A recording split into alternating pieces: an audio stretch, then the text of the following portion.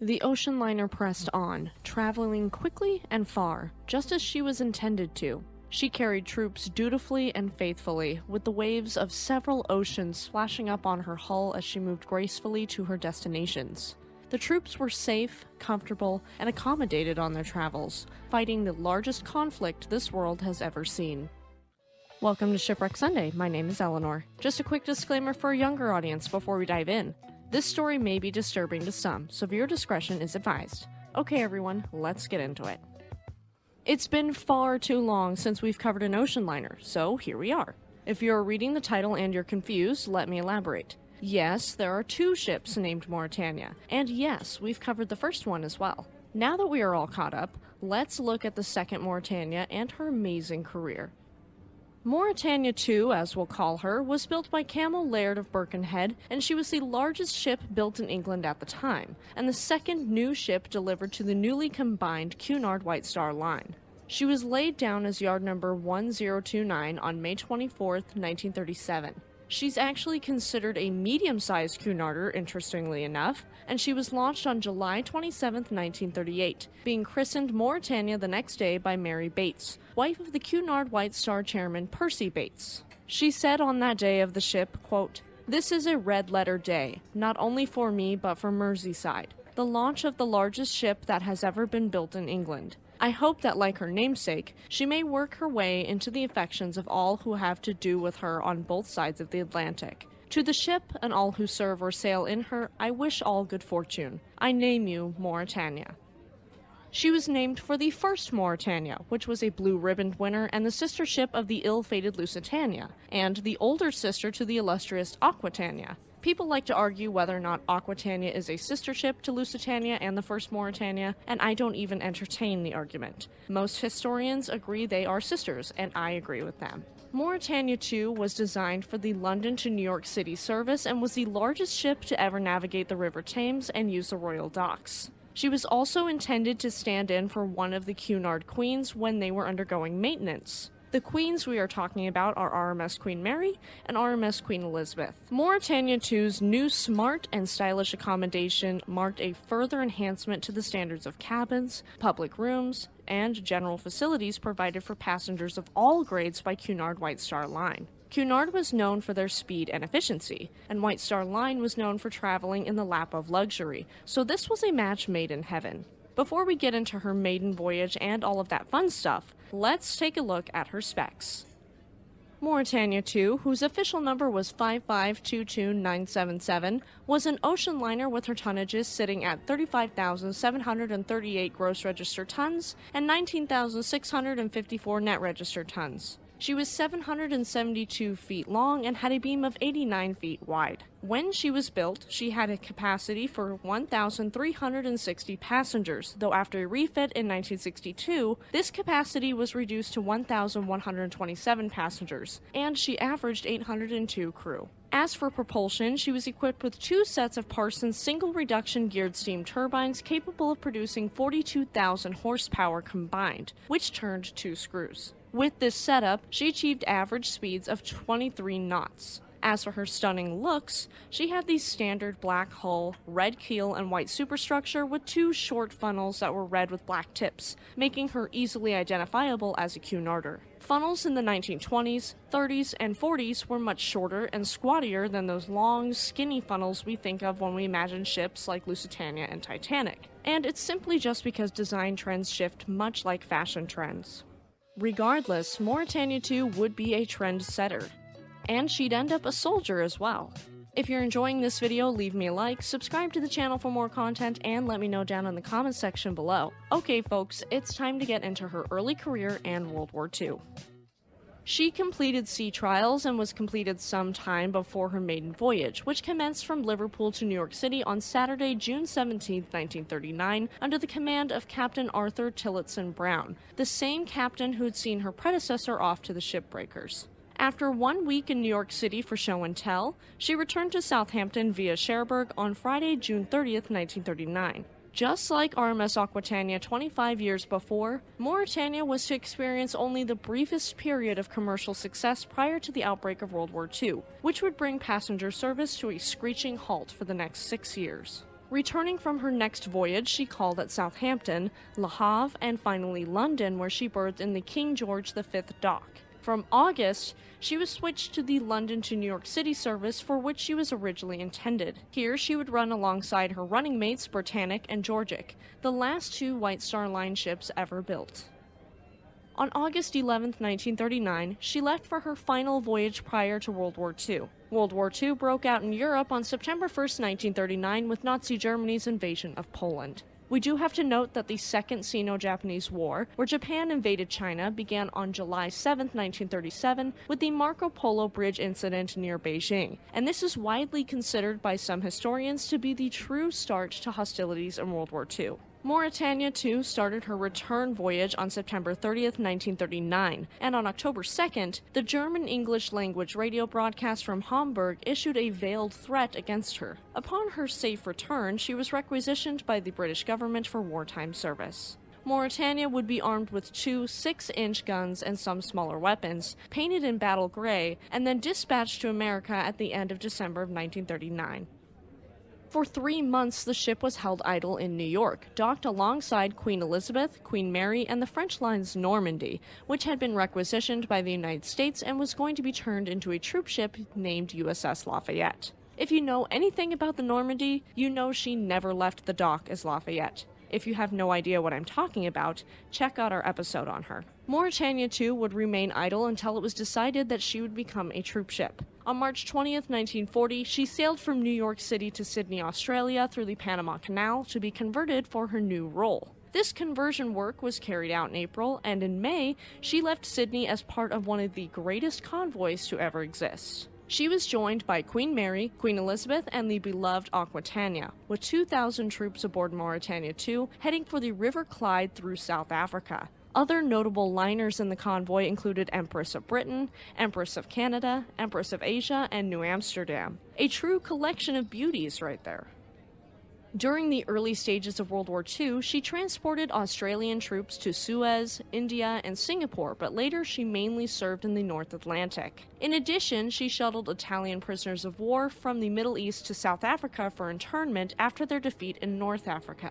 Like Aquitania, she amassed well over 500,000 nautical miles during the course of her wartime service, first crossing over the Indian Ocean, then working the Atlantic with American and Canadian troops, and finally serving in the Pacific. One of these voyages was 28,662 nautical miles, and she went all the way around the world, taking 82 long days to complete. During this incredible voyage, she established a speed record for the crossing time from Fremantle, Australia to Durban, South Africa. This 4,000 nautical mile distance was covered in 8 days and 19 hours at an average speed of 21.06 knots. Another voyage began in New York City on May 10, 1943, and ended in Bombay on June 24, 1943, with calls en route at Trinidad, Rio de Janeiro, Cape Town, and Diego Suarez. On January 8, 1944, she was unfortunately involved in a minor collision with the American tanker Hat Creek in New York Harbor, but she was able to be repaired. During World War II, she traveled a total of 540,000 miles and carried over 340,000 troops. She wasn't designed to be an extremely fast ship, and during her 6 years of service, her engines received little attention, but still achieved a turn of speed in 1945, making the passage from Bombay to the UK via the Cape at an average speed of 23.4 knots. Even after World War II ended, Mauretania continued making several more voyages for the government, repatriating troops. During these excursions, she mainly traveled to Canada and Singapore. In addition, she made at least one voyage from New Zealand and South Africa to Liverpool. Women and children were crammed 10 to a cabin in the bunks once used by troops, while the men were in crude dormitories for 60, sleeping in hammocks. On that voyage, she sailed from Cape Town on September 10, 1945. She was delayed for 3 days off Liverpool by strong winds and finally docked on September 25th. She took the first dedicated sailing of British war brides and their children being patriated to Canada to join their husbands, landing at Pier 21 at Halifax, Nova Scotia in February of 1946. Finally, on October 2, 1946, she returned to Liverpool, being released from government service, and immediately she went to Gladstone Dock to be reconditioned by Campbell Laird and Company for her return to passenger service for Cunard White Star Line. Finally, it was all over. And our love for our members will never be over. Thank you so much to our amazing YouTube members and patrons. If you'd like to have some awesome perks like episodes a full day in advance, join our YouTube memberships today. Alright friends, let's get into her passenger service and retirement.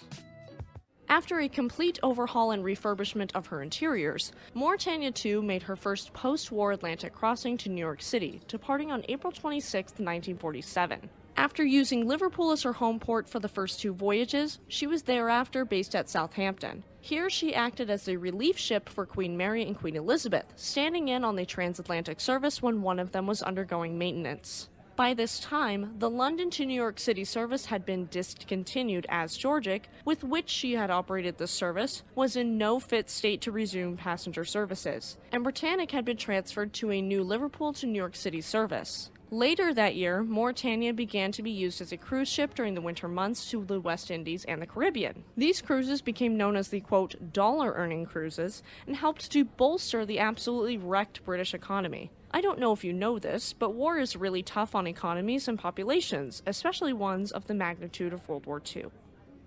In 1948, Mauretania II was used to return home the Wright brothers' historic first aircraft, the 1903 Wright Flyer, where it had been on loan to the Science Museum since 1928. During the next decade, she served on the Southampton to New York route during the summer months and operated on cruises from New York during the winter months. When Mauretania II was taken in for her annual overhaul at Liverpool in December of 1957, the opportunity to add air conditioning throughout the ship was taken, and thus she was now perfectly cool in the summer.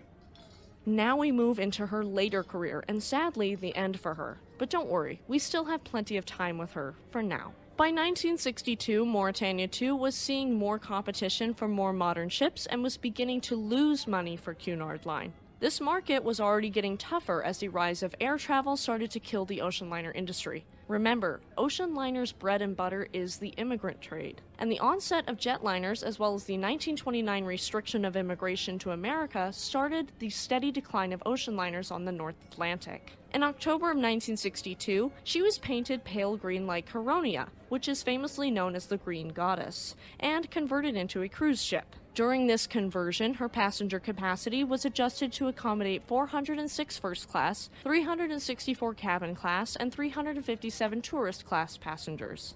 On March 28, 1963, she began a new Mediterranean service calling at New York, Cannes, Genoa, and Naples. This was a failure, unfortunately, and by 1964 she was mainly employed cruising from New York City to the West Indies. Her final commercial voyage was a Mediterranean cruise which left New York on September 15, 1965. It was announced that upon her return to Southampton, she would be withdrawn from service and sold. She arrived back at Southampton on October 10, 1965, and had already been sold to the British Iron and Steel Corporation for scrapping. She left Southampton on November 20, 1965, for her final voyage, arriving at Thos W. Ward's shipbreaking yard in Inverkeithing, Fife, Scotland 3 days later. During this final voyage, she was commanded by Captain John Treasure Jones, who had been her master since 1962. He navigated the mud straits of the Forth without tugboats and made the final berthing through the shallows above the mud banks on the midnight high tide. There is a rumor that on the way to Fife, she sailed up the River Douglas in Lancashire by accident and became grounded in the mud banks. But this is highly unlikely as photos and footage of the Mauretania at Inverkeithing were taken after her arrival. Regardless of whether or not this is true, scrapping began just a few weeks later. By late April of 1966, her funnels were gone. By mid-1966, the superstructure was entirely gone. And finally, scrapping was finished by the end of 1966, and Mauretania II was gone. Furnishings from the ship were sold during and post-scrapping. Paneling, millwork, and other materials from the ship were used in the famous bar department store's Mauretania room at the West County Center Mall in Des Peres, Missouri, a suburb of St. Louis. This Mauretania room was a 120-seat luxurious ladies' tea room that opened with the store in 1969. The room was removed prior to the demolition and reconstruction of the mall in 2001 to make room for additional shopping as the times had changed. The present location of these furnishings is now unknown. Mauretania II was an incredible ship with a long, successful career. Though she didn't garner the same amount of praise as her predecessor, she was still beloved and made a large impact on the shipping world. She served as a passenger service ship and as a soldier during World War II, transporting hundreds of thousands of troops safely through war zones. For that alone, she should always be remembered and celebrated. A Japanese battlecruiser lurked in the ocean, heading back to her home base. She'd seen battle in almost every single major naval action of the Pacific Theater, and it looked as though she was unstoppable. She reached Cunard under a false sense of security, only for disaster to strike in July of 1945. On next week's episode of Shipwreck Sunday, we get into the story of Haruna.